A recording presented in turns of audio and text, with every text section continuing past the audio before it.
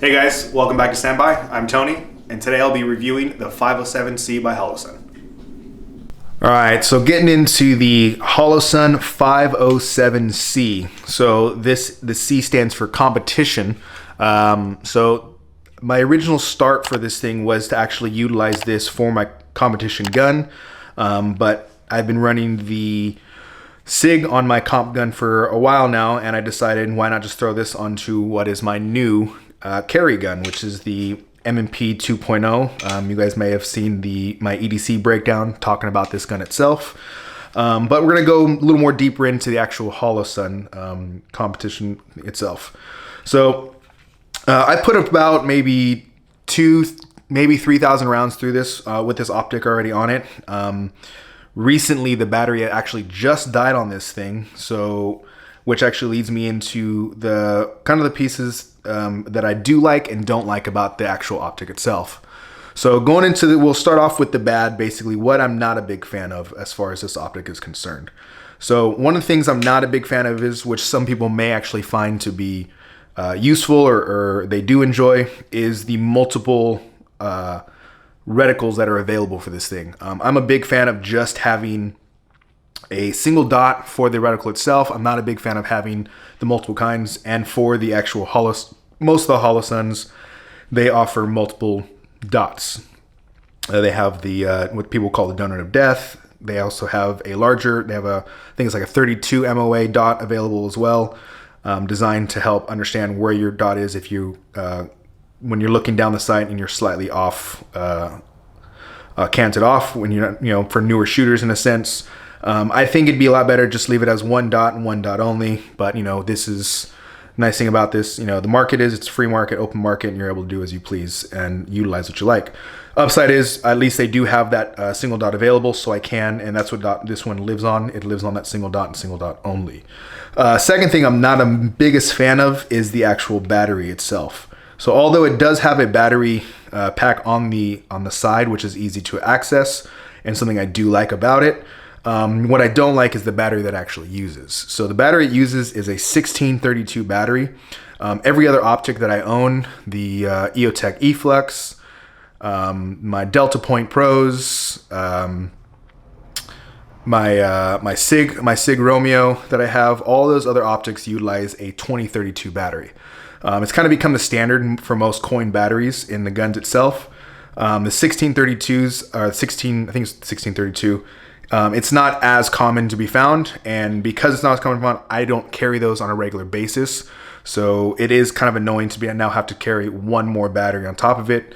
So not the biggest fan of that, but that's just how it goes for this particular gun itself. Onto the good. As you guys can tell, it is a massive window on this gun itself.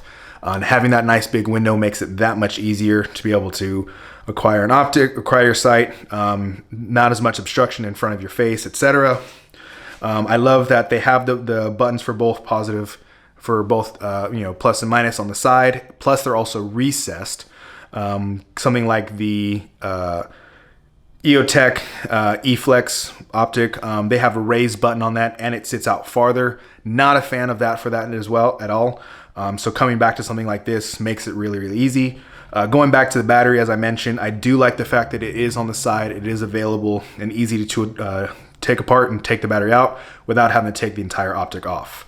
As far as the connection for the actual adjustments on the optic itself, I do like the fact that it also comes with a simple flathead setup. I don't need any kind of Allen keys or anything for it. Big fan of being able to just use a simple flathead for it, because even on a pinch you can utilize the back of a pistol cartridge and be able to undo that as need be. So that's always nice. Second thing I like about it is, if you can see real close in here, kind of hard to focus, but it utilizes torque keys rather than Allen keys.